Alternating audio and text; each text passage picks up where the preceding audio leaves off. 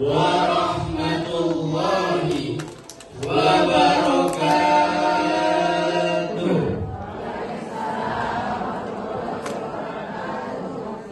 Hamdan wa syukran lillah, wassalatu wassalamu ala rasulillah wa ala alihi wa sahbihi wa mawala, la hawla wa la quwata illa billah, amma ba'du. Yang terhormat pimpinan Yayasan Pendidikan Islam Sofatul Qalbi, Bapak Kiai Haji Ahmad Syatiri Matrais LCMA. Yang sama-sama kita hormati Bapak dan Ibu Balitbang Yayasan Pendidikan Islam Sofatul Qalbi. Yang sama-sama kita hormati Kepala SMP IT Nurul Qalbi, Bapak Muhammad Yusuf SPD. Yang sama-sama kita hormati Bapak dan Ibu Dewan Guru, teman-teman, serta ayah bunda wali murid SMP IT Nurul Qalbi yang kami banggakan. Puji syukur kehadirat Allah Subhanahu wa Ta'ala atas nikmat iman yang tak mungkin kita abaikan, atas nikmat hidup yang tak terhitungkan, kepada Tuhan yang Maha Pengasih lagi Maha Penyayang. Salawat beralurkan salam teruntuk baginda Rasulullah Sallallahu Alaihi Wasallam, sang pemersatu hubungan. Hadirin, marilah sama-sama kita lantunkan salawat Nabi agar kita semua mendapat syafaat. Allahumma salli ala Muhammad ya Rabbi, salli alaihi wasallim. Hadirin yang dirahmati Allah, pada kesempatan yang penuh ukhuwah ini, izinkanlah kami perwakilan kelas 9 SMP IT Nurul Qalbi menampilkan syarhil Quran yang bertema pendidikan budi pekerti menurut Al-Quran. Pendidikan merupakan proses mengubah jati diri anak menjadi lebih berkembang dalam hal pengetahuan maupun keterampilan. Di madrasah tidak hanya diajarkan suatu mata pelajaran saja, akan tetapi diajarkan pula pendidikan yang berkarakter dan budi pekerti. Pendidikan dimulai dari keluarga. Keluarga adalah tempat pertama dan utama bagi pembentukan dan pendidikan anak. Untuk itu, setiap anak harus dibekali dengan pengetahuan agama, dengan mengajarkan bahwa setiap perbuatan sekecil apapun senantiasa dalam pengawasan Allah, dan kelak Allah akan memberikan balasan yang setimpal sesuai dengan perbuatan yang telah dilakukan. Untuk itu, marilah kita dengarkan firman Allah dalam Al-Quran surah Luqman ayat ke-13 sebagai berikut. A'udzu billahi minasy syaithanir rajim.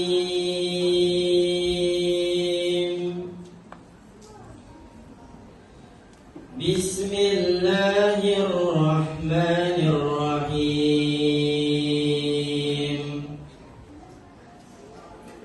Wa idh qala Luqmanu libnihi wa huwa ya'iduhu ya bunayya la tusyrik billah.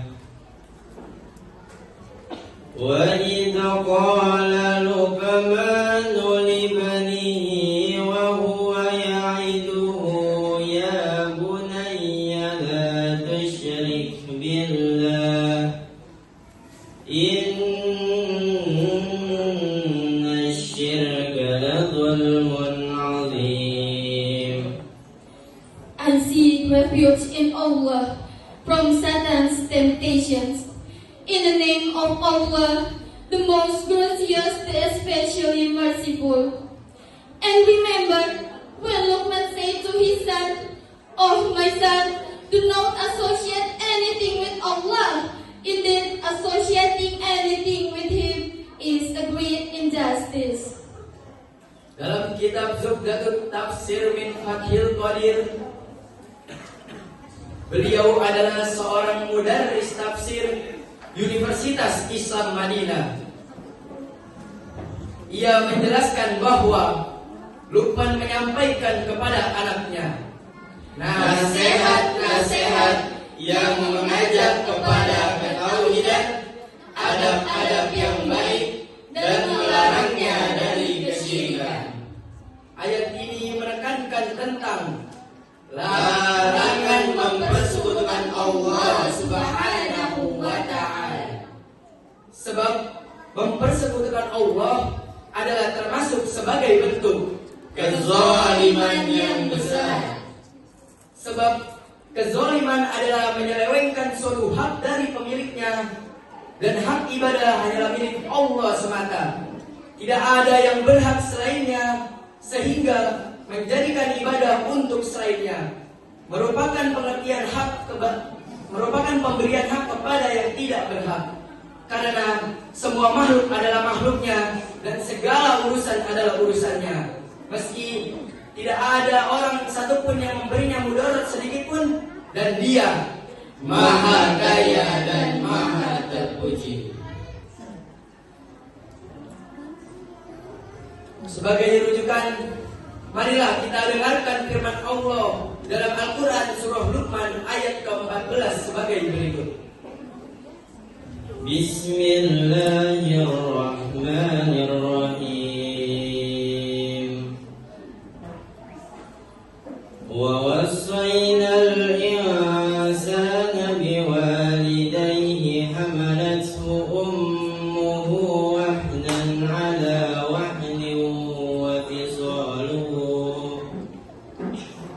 wa fisaluhu fi 'amaini an ishkur li wa liwalidayka ilayyal masir. In the name of Allah, the most gracious, the most merciful. And we have commanded people to honor their parents. Their mothers bore them through hardship upon hardship, and their weaning takes 2 years. So be grateful to me and to your parents. To me is the final return.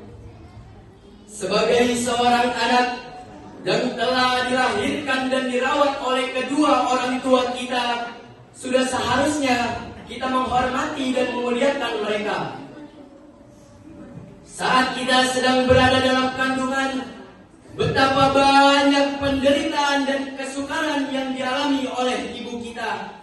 Jerih payah beliau berlanjut saat menjaga anaknya sepanjang siang dan malam, serta saat mendidik anaknya.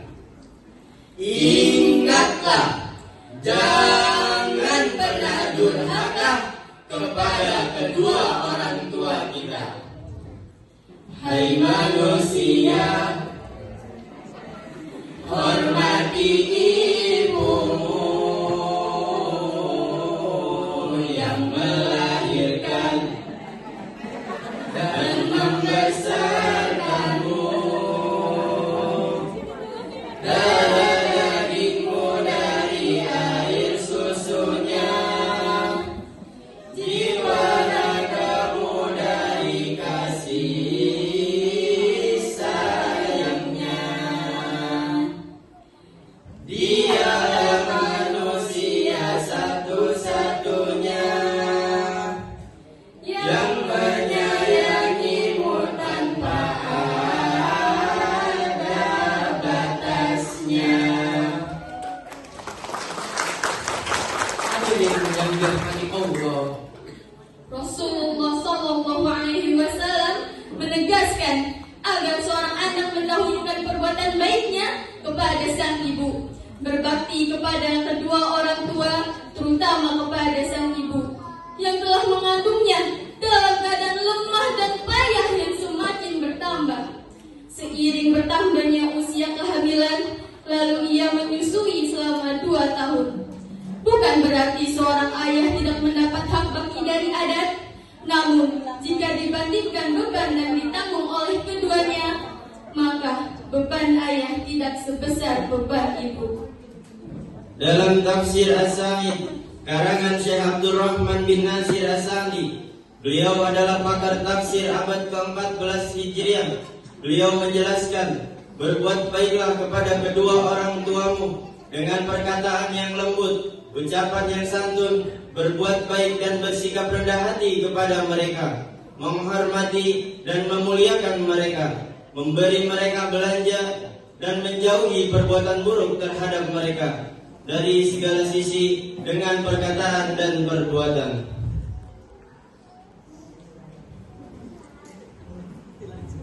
Dari uraian yang kami sampaikan dapat kita ambil kesimpulan.